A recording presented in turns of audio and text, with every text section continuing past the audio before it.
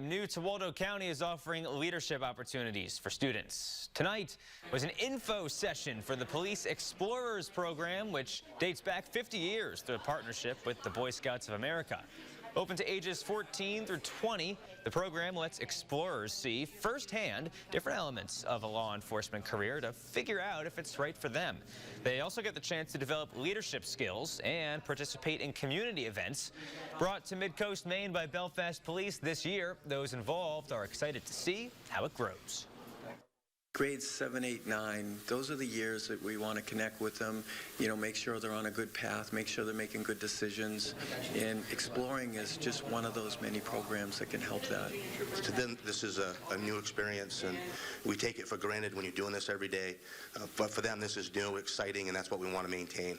So that's what we plan on doing, moving this into the future. We have seen this program make a significant difference in the lives of kids for decades.